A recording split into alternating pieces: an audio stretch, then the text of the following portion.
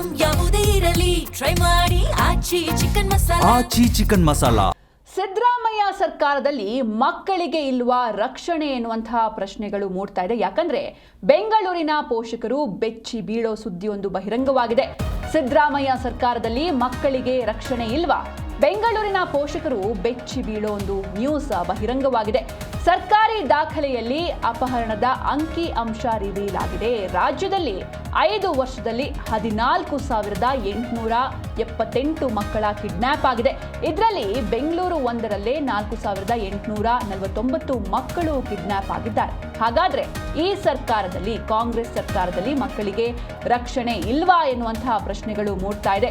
ಬೆಂಗಳೂರಿನ ಪೋಷಕರು ಬೆಚ್ಚಿ ಬೀಳೋ ಸುದ್ದಿ ಒಂದು ಬಹಿರಂಗವಾಗಿದೆ. ಸರ್ಕಾರಿ ದಾಖಲೆಯಲ್ಲಿ ಅಪಹರಣದ ಅಂಕಿ ಅಂಶ ರಿವೀಲ್ ಆಗಿದೆ. ರಾಜ್ಯದಲ್ಲಿ 5 ವರ್ಷದಲ್ಲಿ 14,878 ಮಕ್ಕಳ ಕಿಡ್ನಾಪ್ ಆಗಿದೆ. ಕೇವಲ ಕಾಂಗ್ರೆಸ್ ಸರ್ಕಾರ ಅಂತ ಅಲ್ಲ, ಈ ಹಿಂದೆ ಬಂದಂತಹ ಸರ್ಕಾರ. ಯಾಕಂದ್ರೆ 5 ವರ್ಷದಲ್ಲಿ ಆಗಿರುವಂತಹ ಅಂಕಿ ಅಂಶ ಇದು. 14,878 ಮಕ್ಕಳ ಕಿಡ್ನಾಪ್ ಆಗಿದೆ. ಇದರಲ್ಲಿ ಬೆಂಗಳೂರು ಒಂದರಲ್ಲೇ 4,849 ಮಕ್ಕಳು ಕಿಡ್ನಾಪ್ ಆಗಿದ್ದಾರೆ. ಈ ಬಗ್ಗೆ ಹೆಚ್ಚಿನ ಮಾಹಿತಿಯನ್ನು ನೀಡ್ತಾರೆ ನಮ್ಮ ಪ್ರತಿನಿಧಿ ಮಂಜುನಾಥ್, ನಿಜಕ್ಕೂ ಒಂದು ಆತಂಕಕಾರಿ ವಿಷಯ ಇದು.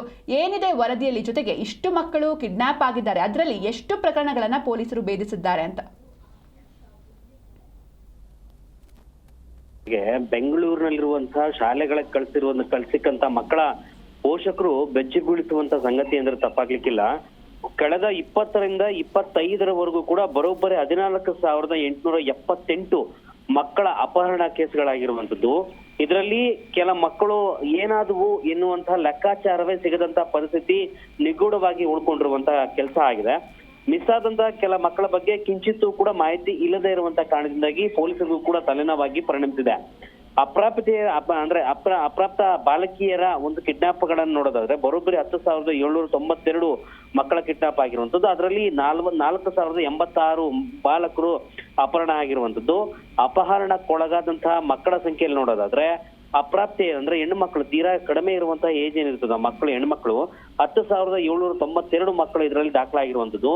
ಇದರಲ್ಲಿ 9,889 ಮಕ್ಕಳು ಪತ್ತೆ ಆದ್ರೆ ಉಳಿದವರು ನಿಗೂಢವಾದಂತಹ ಕೆಲಸಕ್ಕೆ ಮುಂದಾಗಿರುವಂತ, ಅಂದ್ರೆ ಆ ಅಂಕಿಅಂಶಗಳೇ ಸಿಗ್ತಾ ಇಲ್ಲ, ಎಲ್ಲಿ ಮಕ್ಕಳು ಹೋದ್ರು ಎನ್ನುವಂತಹ ಒಂದು ಪತ್ತೆ ಕಾರ್ಯ ಪೊಲೀಸರಿಗೂ ಕೂಡ ಸವಾಲಾಗಿ ಪರಿಣಮಿಸಿರುವಂತದ್ದು.